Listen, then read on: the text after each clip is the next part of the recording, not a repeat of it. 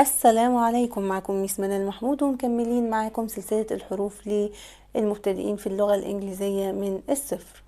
هناخد النهاردة حرف ال I. اسمه I. اسمه I.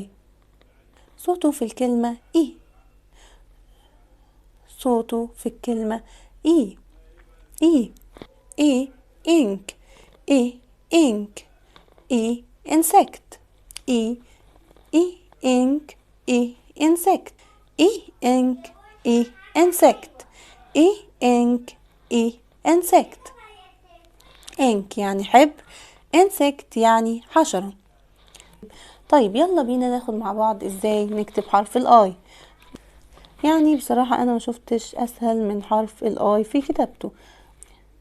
عبارة عن خط مستقيم هيمر بالثلاث سطور دول، السطرين الاساسيين للانجليش. هنتخيل ان ده السطر الثالث الوهمي، هنرسم الخط المستقيم في يمر بالثلاث سطور، وهنحط شرطة صغيرة هنا وشرطة صغيرة في السطر الاخير. تمام، يبقى خط مستقيم هيمر بالثلاث سطور، وشرطة صغيرة في اول سطر، وشرطة صغيرة في اخر سطر اهو كده، وشرطة كده، وشرطة كده. تمام، وفي ناس مش بترسم الشرطة برضو، صح طريقة الكتابة دي. تمام، تعالوا ناخد ده كان بالنسبة للاي كابيتال. تعالوا ناخد الاي سمول، هتبقى بين السطرين الاساسيين للانجليش، مش هنستخدم السطر الثالث خالص في كتابتها.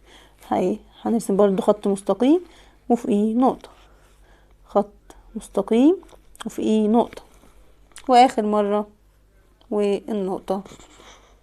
اظن كان حرف لذيذ وسهل جدا، واستنوني في الفيديو الجاي هناخد حرف الجي. والسلام عليكم ورحمة الله وبركاته.